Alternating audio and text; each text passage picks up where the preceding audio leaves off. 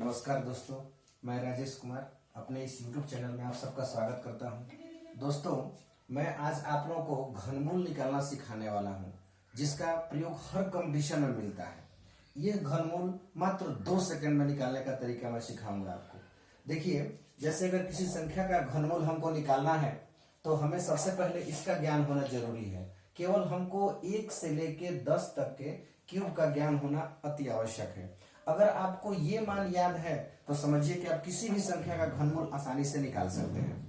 मैं आपको दिखाता हूं कैसे करना होगा। देखिए, मान लीजिए इस संख्या का घनमूल हमको निकालना है तो दाहिने से 3 अंक को हम टारगेट कर लेते हैं।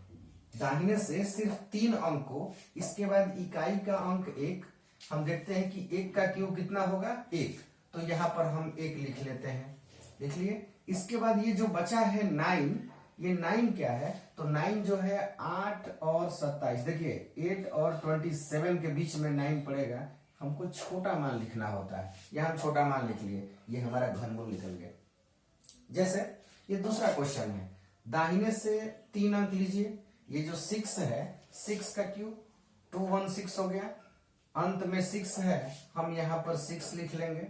इसके बाद बचा है 4 को देखेंगे 1 और 8 के बीच में आता है तो हम छोटा मान लिख लेंगे, ये हो गया 16। फिर जैसे मान लीजिए कि ये क्वेश्चन है, दाहिने से 3 अंक लीजिए, फिर 4 का क्यूब। देखिए 4 का क्यूब 64 होता है, तो अंत में 4 है, हम 4 लिख लेंगे।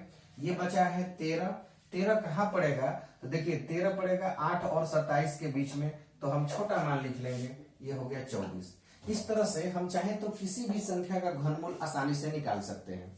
एक और क्वेश्चन हम लोग देख लेते हैं। जैसे ये क्वेश्चन है, दाहिने से 3 अंक को फिर हमको टारगेट करना है, और ये जो 2 है, देखिए 2 का क्यूब क्या होता है 8, हम यहाँ पे 8 लिख लेंगे। लिख लिए। अब बचा है हमारे सामने 5 क्या होगा तो 5 1 और 8 के बीच में पड़ता है, तो 1 और 8 के बीच में पड़ता है, तो जो छोटा मान है हम इसी को यहाँ पर लिखते हैं। ये हमारा आंसर हो गया।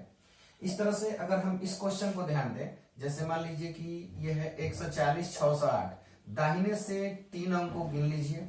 इकाई का अंक 8 है, तो 8 का क्यूब 512 होता है, तो यहाँ से अंतिम अंक केवल लिखना है। हम यहाँ अंतिम अंक लिख लिए 2।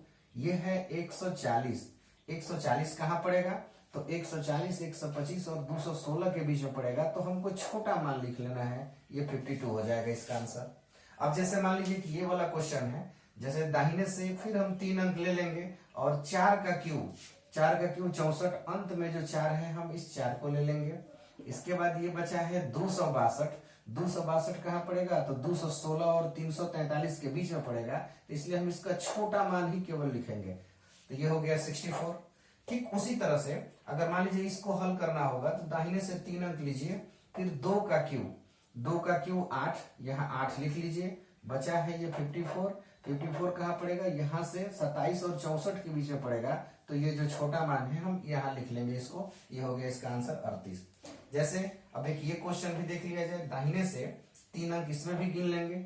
यहाँ बचा है 8 का क्यूब हो जाएगा 512, अंत में आपका मिला है 2, यहाँ 2 लिख लेंगे। और ये है 74 कहाँ पड़ेगा भाई तो यहाँ से इसके बीच में पड़ेगा, तो ये छोटा मान जो है हम इसको यहाँ लिख लेंगे। इस प्रश्न का उत्तर ये हो गया।